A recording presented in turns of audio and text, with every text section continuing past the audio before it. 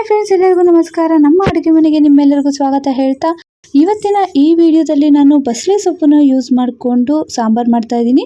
ಇದು ಆರೋಗ್ಯಕ್ಕೆ ತುಂಬಾನೇ ಒಳ್ಳೆಯದು. ಮೊದಲಿಗೆ ನಾನಿಲ್ಲಿ ಕುಕ್ಕರ್ಗೆ ಬೇಳೆನ ಚೆನ್ನಾಗಿ ವಾಶ್ ಮಾಡಿಕೊಂಡು ಅದರ ಜೊತೆಯಲ್ಲಿ ನಾನು ಬಸಳೆ ಸೊಪ್ಪಿನ ದಂಟನ್ನು ಹಾಕೊಳ್ತಾ ಇದ್ದೀನಿ. ಜೊತೆಯಲ್ಲಿ ಒಂದು 4 ರಿಂದ 5 ಹಸಿಮೆಣಸಿನಕಾಯಿ, ಒಂದು ಸ್ವಲ್ಪ ಹುಣಸೆಹಣ್ಣು ಹಾಕ್ಕೊಂಡು ಸ್ವಲ್ಪ ಅರಿಶಿನ ಹಾಕ್ಕೊಂಡು ನೀರು ಎಷ್ಟು ಬೇಕೋ ಅಷ್ಟು ಹಾಕ್ಕೊಂಡು ನಾನು ಕೂಗಿಸ್ಕೊಳ್ತಾ ಇದ್ದೀನಿ.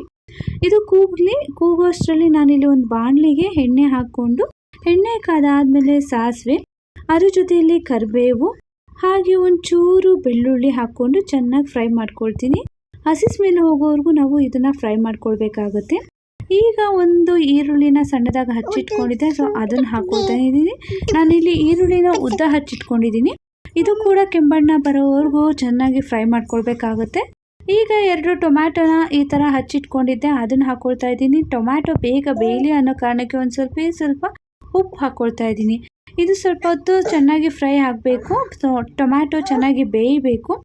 ಬೆಂದಾದಮೇಲೆ ನಾನಿಲ್ಲಿ ಬಸಳೆ ಸೊಪ್ಪು ಏನಿದೆ ಅದನ್ನು ಚೆನ್ನಾಗಿ ವಾಶ್ ಮಾಡಿಕೊಂಡು ಸಣ್ಣದಾಗಿ ಹಚ್ಚಿಟ್ಕೊಂಡಿದ್ದೆ, ಅದನ್ನು ಹಾಕ್ಕೊಳ್ತಾ ಇದ್ದೀನಿ. ಇದು ಕೂಡ ಇದ್ರ ಜೊತೆ ಚೆನ್ನಾಗಿ ಫ್ರೈ ಆಗಬೇಕು. ಸೊಪ್ಪು ಚೆನ್ನಾಗಿ ಬೇಯಬೇಕು.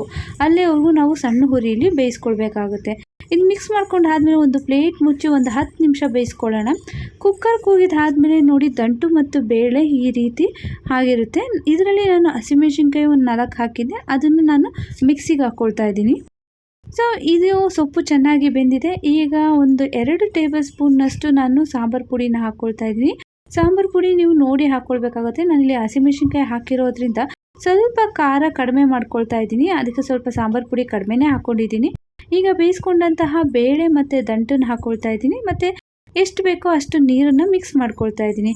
ಇದು ಒಂದು ಕುದಿ ಬರೋವರೆಗೂ ನಾನು ಪ್ಲೇಟ್ ಮುಚ್ಚಿ ಸಣ್ಣ ಹುರಿಯಲ್ಲಿ ನಾನು ಬೇಯಿಸ್ಕೊಳ್ತೀನಿ.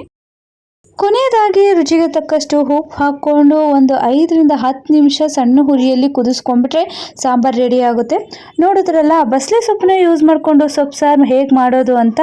ಬಸಳೆ ಸೊಪ್ಪನ್ನ ಯೂಸ್ ಮಾಡಿಕೊಂಡು ಬಜ್ಜಿ ಕೂಡ ಮಾಡ್ಬೋದು. ಅದು ಹೇಗೆ ಅನ್ನೋದು ತಿಳ್ಕೊಬೇಕಾದ್ರೆ ಕಮೆಂಟ್ ಮೂಲಕ ನನಗೆ ತಿಳಿಸಿ, ನಾನು ಮಾಡಿ ನಿಮಗೆ ವಿಡಿಯೋ ಮಾಡಿ ಹಾಕ್ತೀನಿ. ಇವತ್ತಿನ ಈ ವಿಡಿಯೋ ನಿಮಗೆ ಯೂಸ್ ಆಗಿದೆ ಅಂದ್ಕೊಳ್ತೀನಿ. ನಿಮಗೇನಾದರೂ ಈ ವಿಡಿಯೋ ಇಷ್ಟ ಆಗಿದೆ, ಪ್ಲೀಸ್ ನಮ್ಮ ಚಾನಲ್ನ ಸಬ್ಸ್ಕ್ರೈಬ್ ಮಾಡಿ, ಪಕ್ಕದಲ್ಲಿರೋ ಬೆಲ್ ಐಕಾನನ್ನು ಕ್ಲಿಕ್ ಮಾಡಿ. Thank you.